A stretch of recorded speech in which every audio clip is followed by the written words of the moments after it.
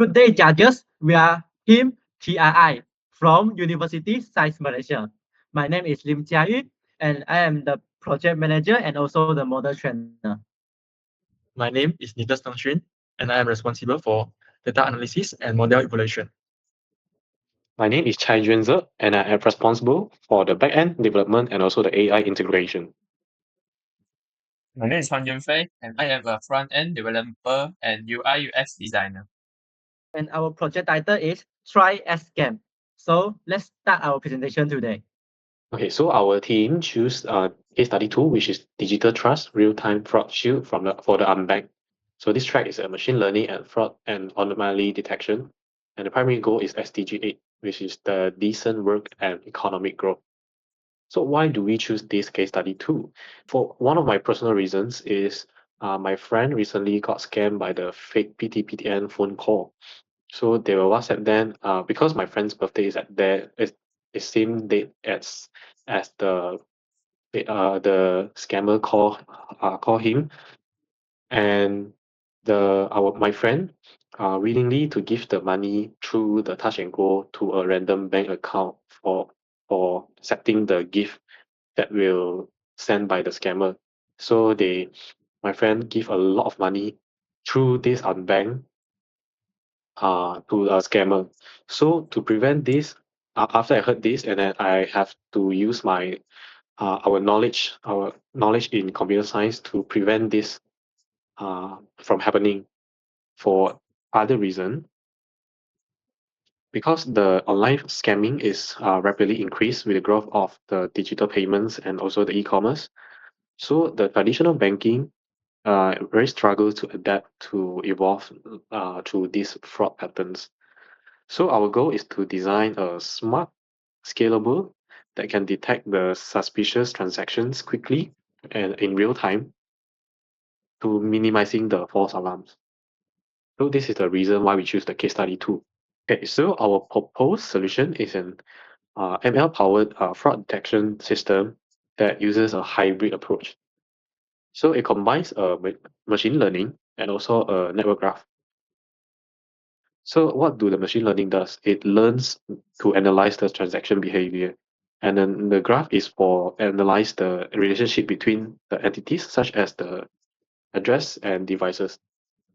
So when an incoming transaction data comes from the unbanked, for example, Touch and Go and Boost, we'll go to our API, and then we will use our fast API to receive all these transaction, receive the request, and then the API will give to our model, which is these two model, to find out the score. And then we will take both score and then combine together and find out whether this transaction should be blocked, review, or just pass it. So after we combine together, we will send back to our customer, which is the Touch and Go, using our fast API back to our customer. So by merging these two models, we get to produce a more reliable risk than using just a single predicted ML. So this is why our proposed solution is a hybrid approach. So after we combine our score, we will give 3 output, which is approve, review, and also block. So if approved, that means this is a safe transaction. If it's review, it requires a verification from the bank side, for the unbanked side. And then also if the block, that means this is a high fraud risk that we should block right away in real time. Now, let us demonstrate our working prototype. So far, we are using this front end as working prototype only. In the last version, users are not able to key in the information and only able to view it. For now, we can enter transaction ID, which is like the template, and the phone number, billing address ID, transaction amount, transaction time, and the device. And we can click the analyze risk, and it will display the machine learning risk score, network graph risk score, final combined score and the decision outcome. And here is our transaction history panel for monitoring previous analysis. Now we are going to test another example. The XN2801 for X2 1000 zone B. Now we click the analyze risk. For this transaction, it broke. And that's all for my front end demo. Thank you. So this is the code for training the machine learning model. And our machine learning model learns pattern of behavior from historical transaction data. We use the train transaction.csv and train identity.csv as our training data. And this is the code. And this is the code for training network graph model. Our graph model analyzes the relationship between entities to detect suspicious networks. We also use the train transaction.csv as our training data. And this is the training data we use. And this is the model we train. That's all. To build our solution, we have used several key technologies. For the backend, we use Python with fast API to create fast and scalable APIs. For machine learning, we chose XGBoost because it gives us very accurate classification result. To analyze fraud relationship, we use NetworkX for graph analysis and network modeling. On the front-end side, we build a responsive interface using HTML, CSS, and JavaScript. For data processing, we rely on Python libraries to handle features efficiently. Overall, we selected this tool because they offer strong performance, flexibility, and are widely used in real-world applications. So, who is Trixscam actually for? We are not trying to sell expensive security software to big banks. We are building for the people right here in Southeast Asia. There are over 255 million people in our region who do not have bank accounts. They rely completely on local e-wallets. And these smaller apps need strong security to build trust, but they cannot afford huge tech teams. So, that is exactly who we are protecting. To make sure our business survives long term, we built a two-part business model. First, how do we make money?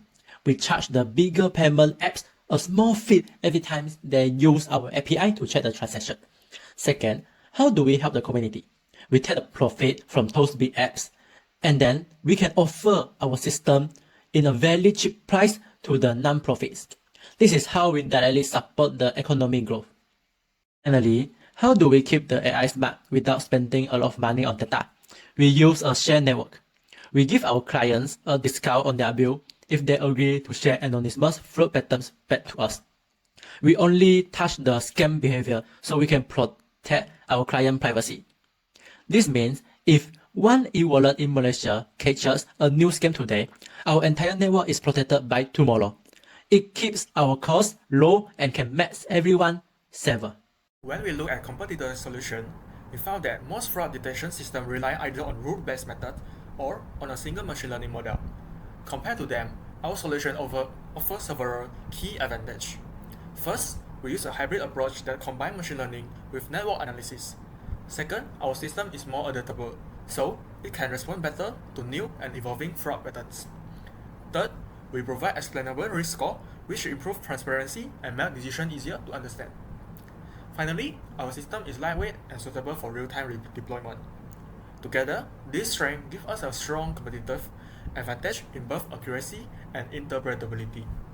So that if the system gives you a reviewed decision, our bots we will not require any real life person to call you. So we'll use our bot to call you and we'll ask all the details about the transaction.